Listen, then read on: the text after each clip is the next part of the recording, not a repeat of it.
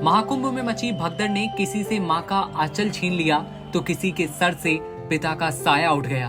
भीड़ के बीच फंसी हुई सास बहू श्रद्धालुओं के पैरों तले कुचल दी गई तो कहीं पूरा का पूरा परिवार बिछड़ गया।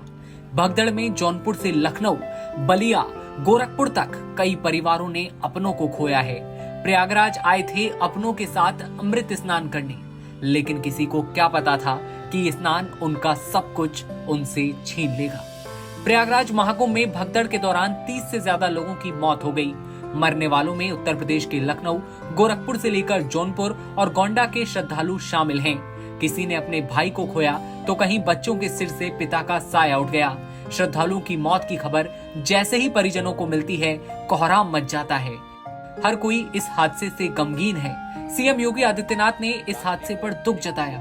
साथ ही मृतकों के परिजनों को 25-25 लाख रुपए आर्थिक सहायता देने का ऐलान किया। जौनपुर की 2 महिला श्रद्धालुओं की मौनी अमावस्या पर महाकुंभ में हुई भगदड़ में मौत हो गई। दोनों महिलाओं की मौत पर परिवार में कोहराम मचा। मडियाहू थाना क्षेत्र के इटाई बाजार निवासी रामपति देवी और दूसरी रीता देवी पत्नी पंकज राजभर बुधवार को मौनी अमावस्या पर स्नान करने के लिए मंगलवार की रात संगम तट की रेती पर परिजनों के साथ थे, जहां रात में अफवाह के चलते भगदड़ मचती है, लेकिन वो भाग नहीं पाते। और ऐसा बताया जा रहा है कि श्रद्धालुओं के पैर के नीचे दब जाने के कारण दम घुटने से दोनों की मौत हो जाती है।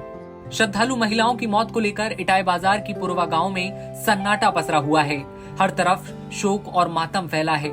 शोक संवेदना व्यक्त करने वालों का घर पर तांता लगा है, वहीं हर तरफ कोहराम है। मीडिया से बात करते करते परिजनों की आंखों में आंसू आ जाते हैं। वो बताते हैं कि उनके पीछे उनके 2 छोटे छोटे बच्चे भी हैं, उनका भी पता नहीं चल पा रहा है और हमारे घर का एक सदस्य घायल भी हुआ है।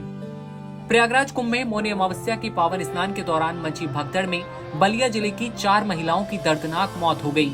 मृतकों में एक माँ बेटी की जोड़ी भी शामिल है। इस घटना से दोनों गाँव में शोक की लहर है।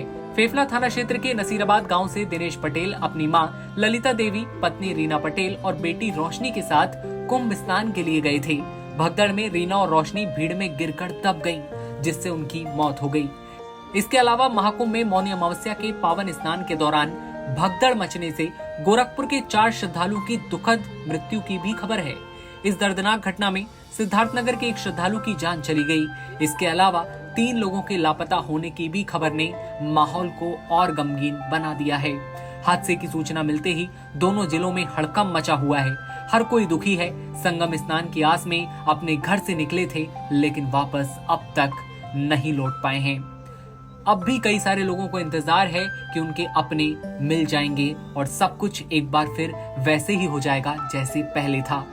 संगम स्नान पर आने से पहले जो खुशी लोगों के चेहरों पर थी, क्या वो वापस लौट पाएगी? अब बचा है ये सवाल। लेकिन एक सवाल और कि कौन है जिम्मेदार, इसको लेकर भी लोग अपनी अलग अलग राय रख रहे हैं। आपकी क्या राय है? कमेंट सेक्शन में बताइए और देश दुनिया की तमाम खबरों के लिए आप बने रहिए एनबीटी ऑनलाइन के साथ।